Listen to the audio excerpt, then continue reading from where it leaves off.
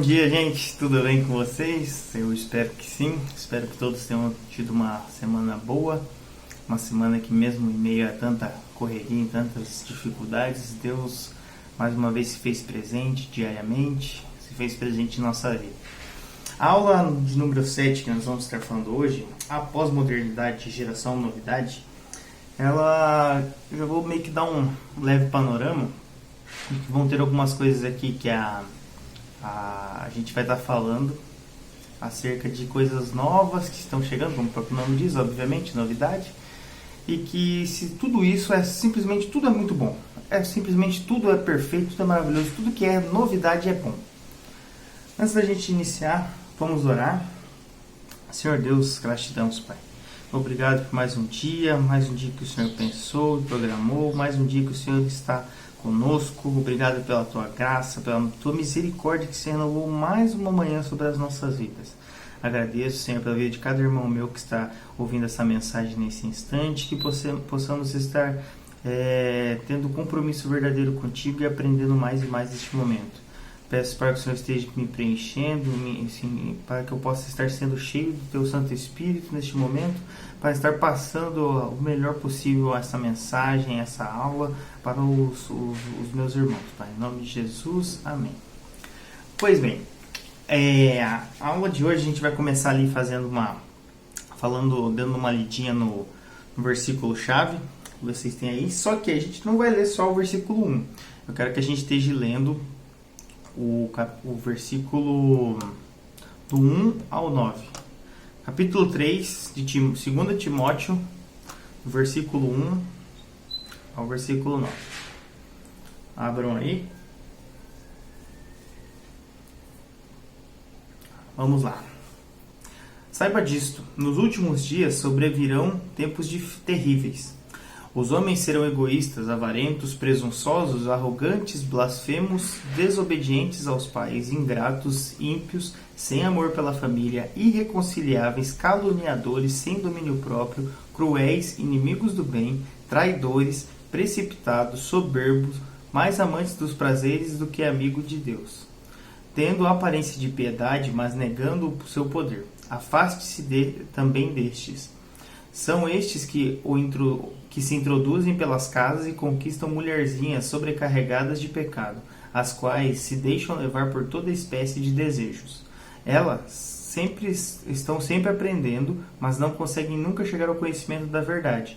Como Janes e Jambres se opuseram a Moisés, esses também resistem à verdade. A mente deles é depravada, são reprovados na fé. Não irão longe, porém, como no caso daqueles Janes e Jambres, a sua insensatez se tornará evidente a todos. E eu quero também que a gente esteja lendo a outra base bíblica, em Oséias capítulo 6, versículos de 1 a 6. Eu quero que a gente esteja prestando bastante atenção nisso que a gente vai estar lendo, tá bom? Que isso já vai fazer todo sentido na nossa leitura, na nossa aula aqui, principalmente ali com relação a Timóteo, as coisas que Paulo recomenda a Timóteo. São coisas extremamente atuais. Vamos lá, Oséias capítulo 6, versículos de 1 a 6. Venham, voltemos para o Senhor. Ele nos despedaçou, mas nos trará cura. Ele nos feriu, mas sarará nossas feridas. Depois de 2 dias, Ele nos dará vida novamente. Ao 3º dia nos restaurará, para que vivamos em sua presença. Conheçamos o Senhor, esforcemo-nos por conhecê-lo. Tão certo como nasce o sol, ele aparecerá. Virá para nós como as chuvas de inverno, como as chuvas de primavera que regam a terra. Que posso fazer a você, Efraim? Que posso fazer a você, Judá? Seu amor é como neblina da manhã, como o primeiro orvalho que logo evapora. Por isso os despedacei por meio dos meus profetas. Eu os matei com as palavras da minha boca. Os meus juízos reluziram como relâmpagos sobre vocês, pois desejo misericórdia, não sacrifícios, e conhecimento de Deus em vez de holocaustos. Pois bem, aqui a gente fez a leitura de 2 textos aqui, trazendo algumas ideias, algumas lições bíblicas verdadeiras, e que a gente tem que estar atento, mas que a gente já vai voltar aqui, assim que a gente entrar nos capítulos que a lição tem. Vamos começar ali como a gente sempre gosta de fazer, e tem por base fazer, o saber, o sentir e o agir. Os alvos da lição então são saber, entender o que é novidade e verdade, superficialidade e profundidade. O sentir, discernir esses conceitos, e o agir, investir no conhecimento da pessoa e da palavra de Deus para encontrar motivação para a vida. Vamos estar fazendo a leitura ali da introdução e eu vou estar fazendo algumas abordagens aqui. Em 1515, Thomas More escreveu um livro chamado Utopia. Nele, descrevia uma ilha em que as pessoas viviam em total harmonia e paz numa organização comunista perfeita. Em 1891, William Morris escreveu o livro Novas de Lugar Nenhum. Nele, descrevia um paraíso rural em perfeito equilíbrio ecológico. Karl Marx escreveu um tratado em que a economia favorecia todas as pessoas e geraria o paraíso do proletário.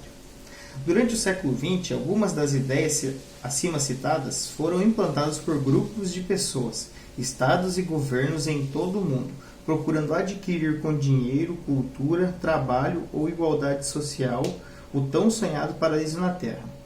Nesse mesmo período, 2 grandes guerras mundiais impactaram o mundo, além das guerras da Coreia, do Vietnã, do Golfo e guerras internas do Afeganistão, El Salvador e Nicarágua. Aqui a revista vai estar abordando então algumas guerras, no caso, nesse período. Né? Tem uma série ali que vocês podem estar lendo, acompanhando na revista de vocês. Mas o que eu quero ressaltar aqui, independente de visão política, que, principalmente que foi citado uma aqui, é simplesmente a utopia que é dita na questão de um mundo perfeito aqui na Terra, de a gente conseguir chegar à harmonia plena, atingir o nirvana espiritual e físico e maravilhoso nessa Terra. A gente vai lembrar, lendo isso, refletindo sobre isso, eu vou lembrar com certeza da música do John Lennon, né? A música da perfeição, a música do, digamos assim, da perfeição na Terra, né? Então a gente tem por tradução a música Imagine, ou seja, imagine, né? Imagine que não existe paraíso, ou seja, não existe o céu, né? O céu cristão, ou o céu em si. É fácil se você tentar. Nenhum inferno sob nós. Acima de nós apenas o firmamento. Imagine todas as pessoas vivendo o presente. Imagine que não há países. Não é difícil de fazer. Não, nada porque matar ou morrer. E nenhuma religião também. Imagine todas as pessoas vivendo a vida em paz. Você pode dizer que eu sou um sonhador, mas eu não sou o único. Torço para que um dia você se junte a nós e o mundo viverá como um só. Imagine que não existe propriedades. Será que você consegue? Sem ganância ou fome, uma fraternidade do homem. Imagine todas as pessoas compartilhando o mundo inteiro. Você pode me dizer que eu sou um sonhador, mas eu não sou o único. E assim por diante, e repete e repete. Ai, que lindo, que poético, né? Se fosse verdade, se fosse realidade, mas não é. Essa perfeição aqui na Terra, ela não será atingida. As pessoas, ao passo que o mundo vai avançando, as coisas só tendem a piorar. É uma dura verdade, é uma verdade que nem todas as pessoas estão ou prontas para ouvir ou não querem ouvir.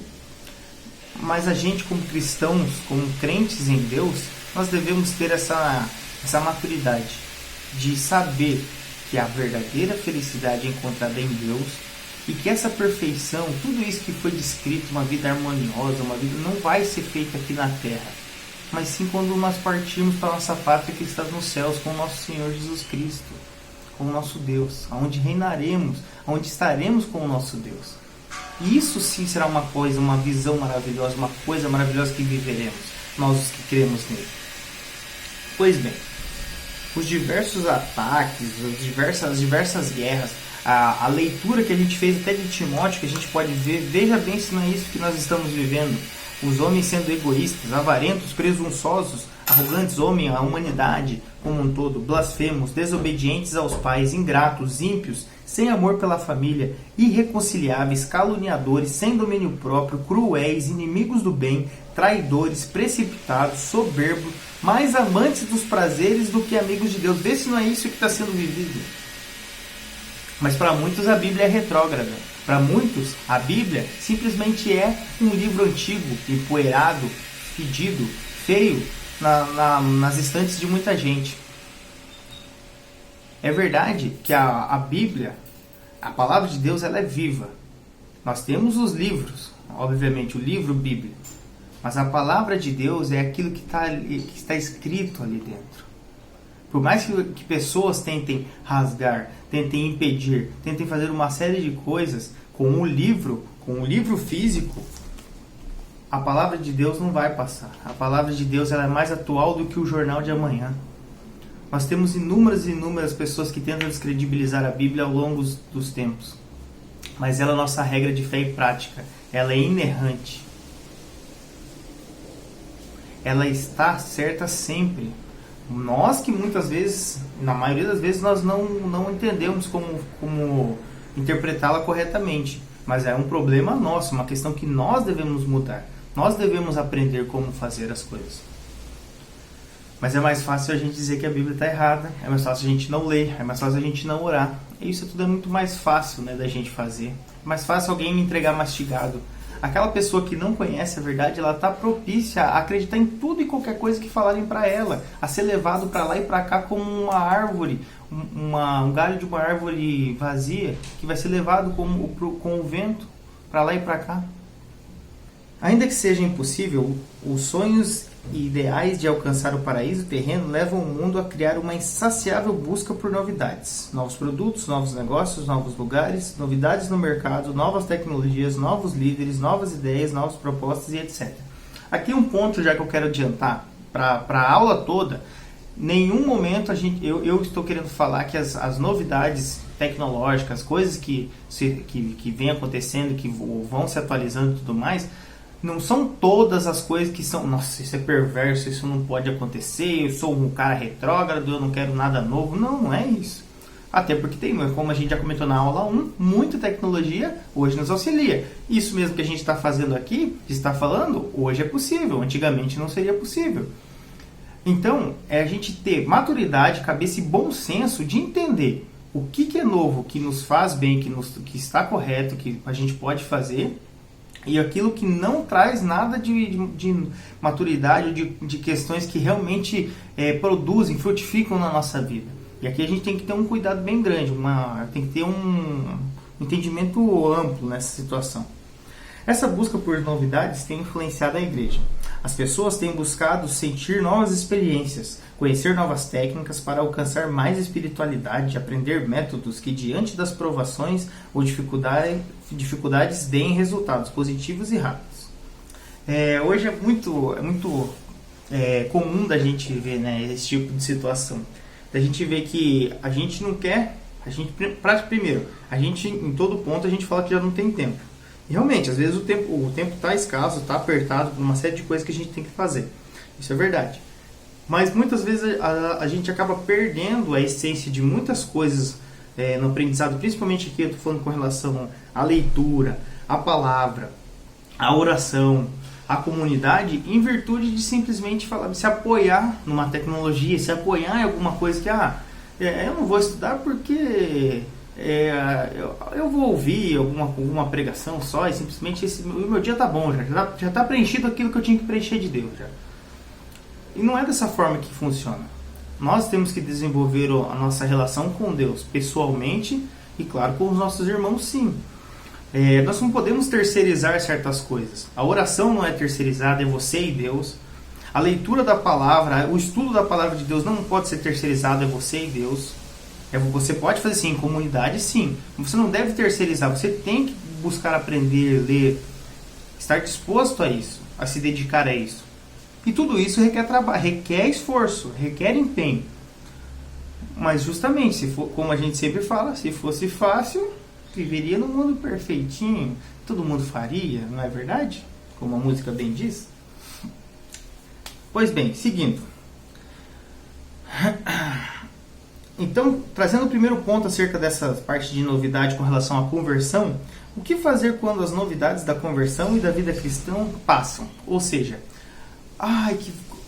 me converti, Senhor, tudo mais.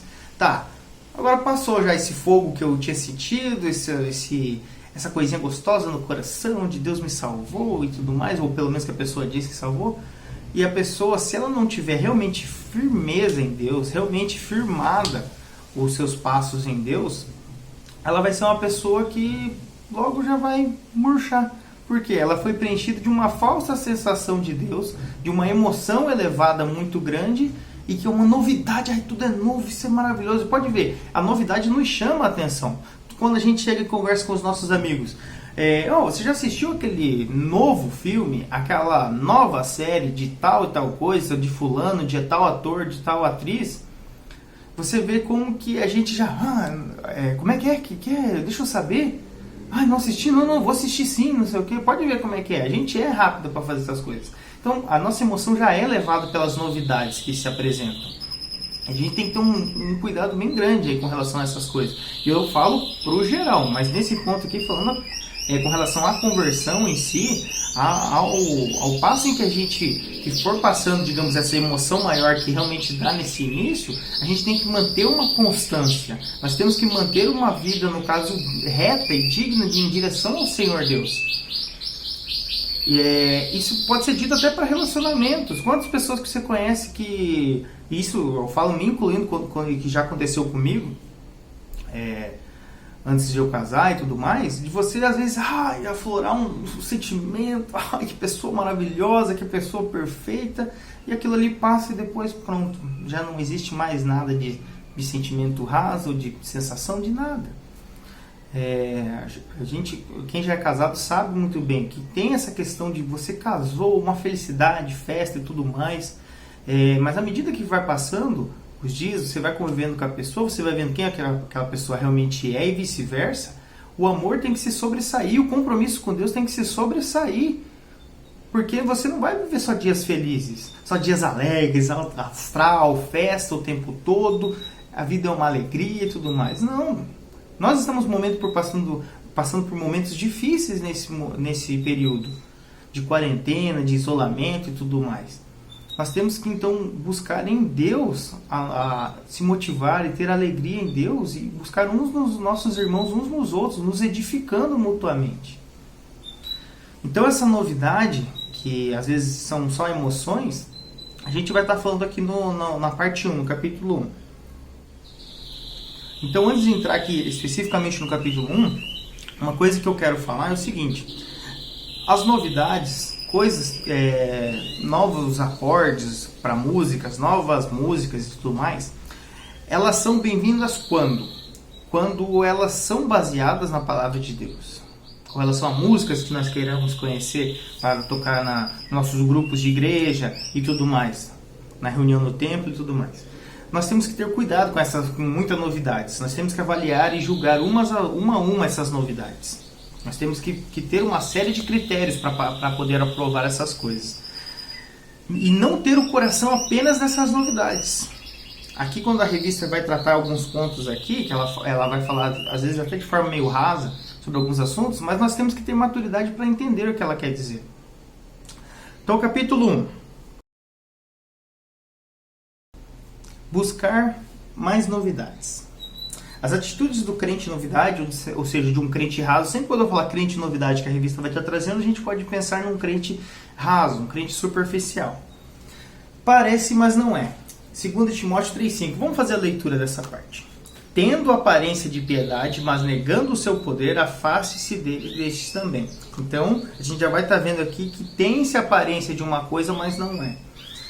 É o aspecto cognitivo, conhecimento. Tem um desejo insaciável por conhecimento que não é aplicado em sua vida. Ele sabe de tudo, mas em tudo é superficial. Aqui me veio à cabeça o pato, né? Ele diz que o pato ele nada, voa e anda e nada disso ele faz muito bem. Então ele é bem mais ou menos, né?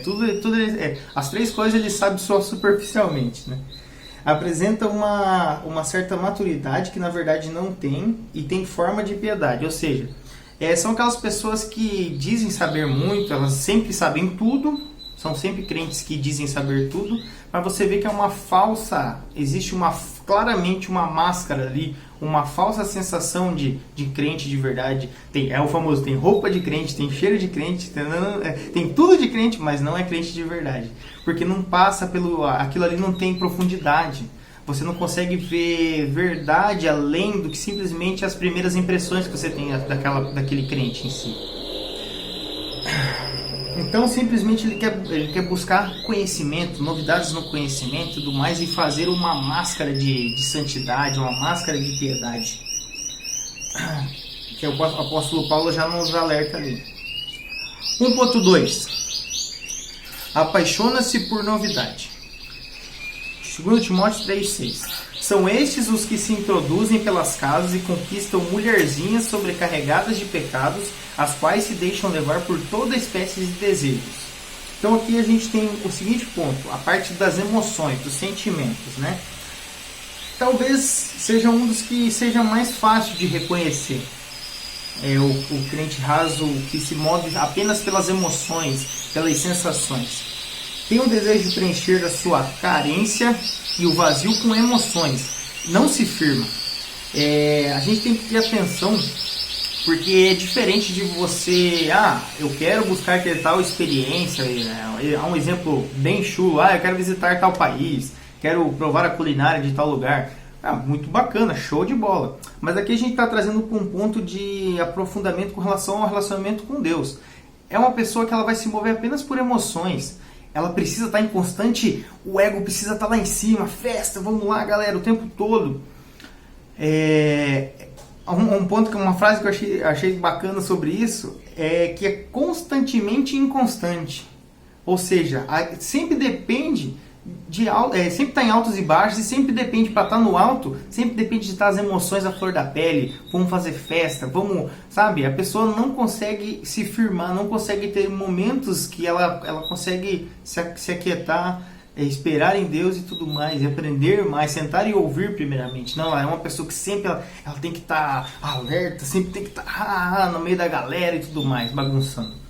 E atenção, igual eu falei, e esses pontos que eu estou trazendo não são com relação a personalidades de pessoas que a gente tem no meio da nossa comunidade cristã como um todo. Então você está falando de uma pessoa que é simplesmente alegre? Não, estou falando de pessoas que são superficiais com relação a se moverem apenas por sentimentos.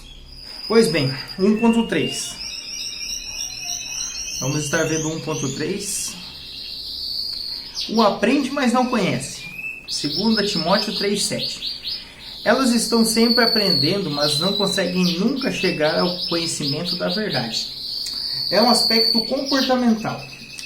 Esse crente raso que aprende, mas não conhece, está sempre na igreja ouvindo a palavra. Pode ser que desde criança já ouça a palavra, mas o que ouve não desce ao coração. A palavra não frutifica em sua vida. Na busca por novidades, não consegue aprofundar-se e dar frutos na vida cristã. Eu me vejo muito nisso. Aconteceu comigo antes da conversão, de eu passar inúmeros momentos sendo levado ao templo, à igreja e tudo mais, pelos pais e tudo mais, e ouvir a palavra sendo pregada e tal, mas o meu coração não estava naquilo. Eu ouvia, trava no ouvido e saia no outro.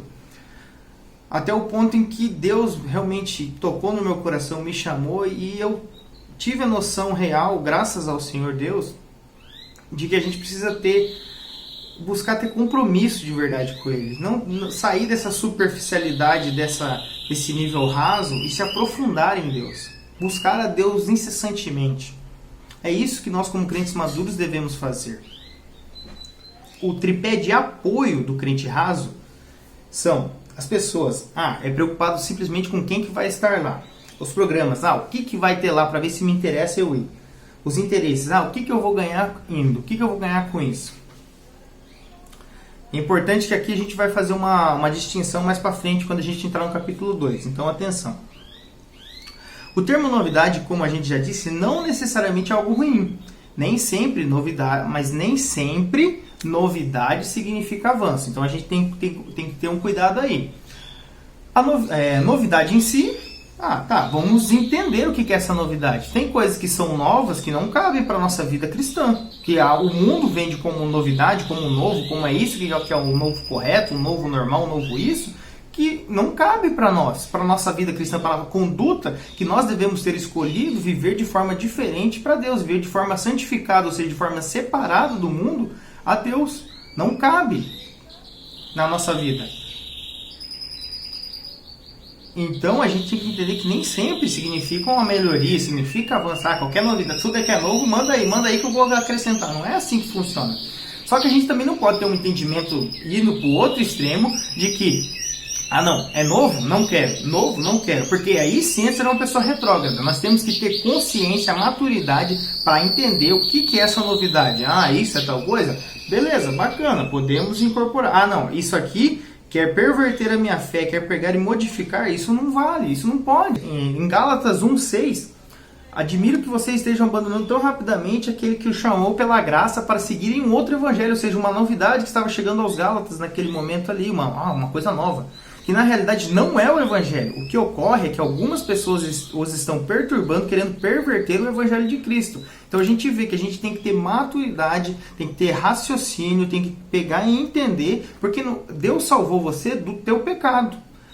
Ele não tirou teu cérebro. A gente tem que pensar, a gente tem que buscar a Deus até nessas coisas, pedir para que Deus nos oriente, nos dê discernimento. Capítulo 2. Buscar mais profundidade. Então vai ser aquela parte sobre Oséias, capítulo 6, de 1 a 6.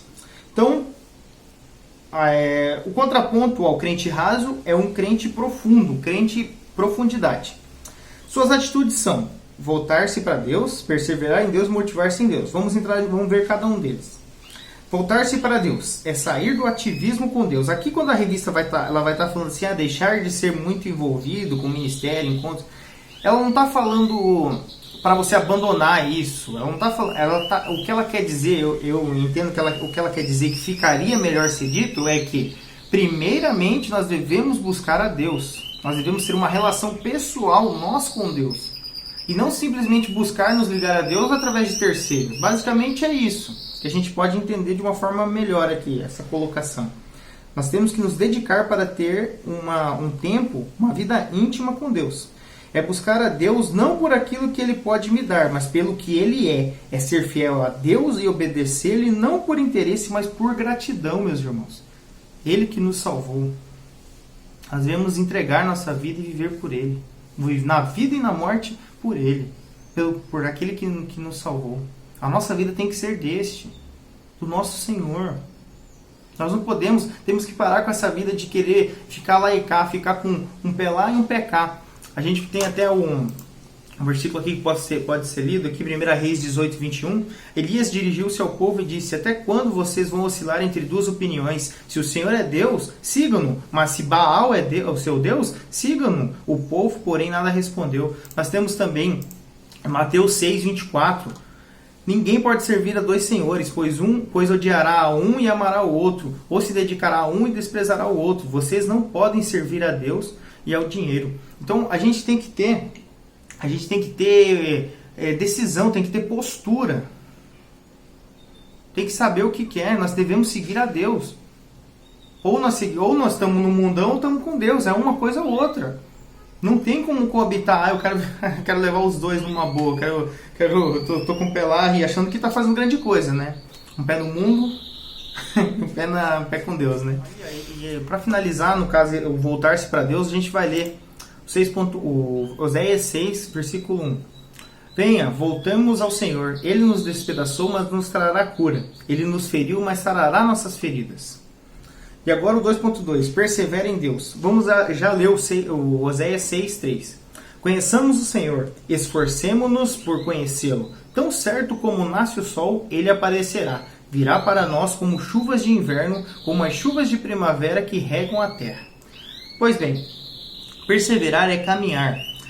O antigo se torna novo e aqui buscamos ter intimidade com Deus. Então, o perseverar em Deus, quando passa aquela emoção rasa, o primeiro amor, né? Aquela questão de ai, que coisa maravilhosa, quando passa tudo isso, essa emoção rasa que às vezes a gente tem no início de conversão e tudo mais, nós devemos buscar perseverar no Senhor, porque quando passarmos por um momento difícil, é o Senhor que nos ajudará a passar por todos os momentos de dificuldade, é Ele quem te sustenta. É Ele quem está contigo. Agradeça a Deus, busque a Deus incessantemente. E a gente vai ver que essa novidade que um dia nos atingiu, digamos assim, ela vai continuar sendo nova, digamos, ela vai se renovar, ela vai estar ali prosseguindo com você ali dentro. Essa essência não irá mudar. Então é um ponto interessante a gente pensar. 2.3. Motiva-se em Deus. Não importa onde será a reunião, não importa quem estará lá, não importa o que terá lá. O crente em profundidade vai buscar comunhão com Deus e conhecimento de sua palavra para frutificar.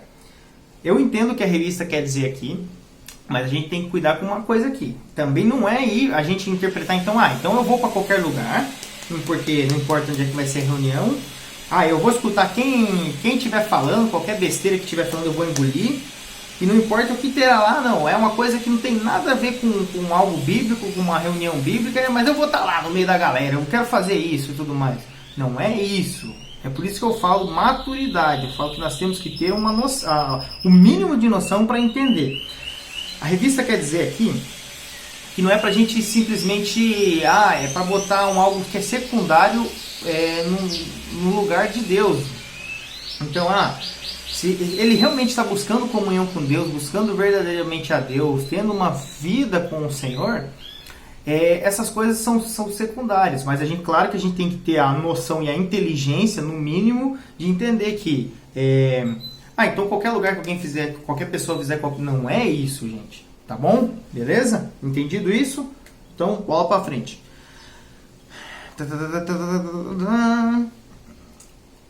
Crente profundo é a motivação na pessoa e na palavra de Deus. Até que ponto as novidades podem ser aceitas como verdades profundas e maduras? Como a gente falou antes, nós temos que fazer o julgamento dessas novidades, pegar essa novidade e analisar essas novidades para ver se isso realmente edifica ou não. E à luz da Bíblia, é importante ser dito isso. Muito cuidado, por exemplo, com o louvor novo, método novo de ensino, fazer algo novo, um evento qualquer, uma coisa nova para agitar a galera. O teste para essas coisas, ver se essas coisas passam, se essas coisas edificam ou não, tem base na palavra de Deus? Será que não é algo superficial? Leva à maturidade? Traz crescimento, santidade, humildade, devoção, amor, serviço, submissão e consagração a Deus? Traz isso? Se sim, siga. Se não, bloqueie. Saia fora. A conclusão, meus irmãos. Quando a novidade deixa de ser novidade, o que fazer então? Voltarmos a Deus. Ou sairmos em busca de mais coisas, mais novidades por aí para tentar nos preencher? É óbvio que é voltarmos a Deus, né? Então, a resposta para essas questões sobre o que a gente deve fazer quando a gente se encontrar em alguma determinada situação que a gente quer algo novo, quero se mover pelo novo, eu quero um novo, sabe? Voltar-se, perseverar em e motivar-se em Deus, meus irmãos. Novidade boa é a novidade que vem do Senhor. Essa é a novidade boa, a novidade que importa. Andar em novidade de vida, ou seja, na vida nova que Cristo nos concedeu através do seu sangue. Então, a gente tem que ter esse entendimento. De tudo isso que a gente disse aqui, indo já para o final, entender que enquanto a gente aguarda Cristo, devemos servir a Deus, buscar servir a Deus, ter um coração totalmente voltado, devoto ao Senhor. Porque Ele nos resgatou, Ele nos salvou. Isso tem que modificar, tem que frutificar na sua vida. Mas eu tô triste, estou num momento triste, eu preciso de um up e tudo mais. Esse up é em Deus. É Deus que vai dar esse up. Caso contrário, qualquer coisa que você procurará, qualquer sentimento será vazio, um sentimento que será passageiro. Nosso coração não pode estar nessas coisas passageiras. Nosso coração tem que estar em Deus, voltado para Deus. Buscar santificar e consagrar a Deus. Porque Ele é o único que pode preencher o vazio que existe em nós. Ele é o único que pode nos consolar em um momento inconsolável. É simplesmente Ele, é somente Ele. Então nós devemos ter essa maturidade de entender essas coisas. Entender que muitas coisas que acontecem de novas no mundo como um todo, novidades tecnológicas e tudo mais, show, bacana. Mas tem coisas que são novidades que não edificam e não devem ocupar a nossa mente, o nosso coração. Finalizando com Colossenses 3. Portanto, já que vocês ressuscitaram com Cristo, procurem as coisas que são do alto, onde Cristo está sentado à direita de Deus. Mantenham o pensamento nas coisas do alto e não nas coisas terrenas, pois vocês morreram, e agora a sua vida está escondida com Cristo em Deus. Quando Cristo, que é a sua vida, for manifestado, então vocês também serão manifestados com Ele em glória. Amém, meus irmãos? Que nós possamos ter então essa mente realmente sendo renovada dia após dia, sim, mas por Deus, em Deus, através de Deus, sermos movidos pelo Senhor. E não por simplesmente emoções, mero conhecimento, mero comportamento. Não. Que sejamos realmente crentes maduros, profundos. E que busquem se aprofundar cada vez mais em Deus. Que essa novidade de vida, nós estejamos andando em novidade de vida, nessa vida nova que Deus nos concedeu, que nós estejamos então fazendo jus a isso que Ele nos deu.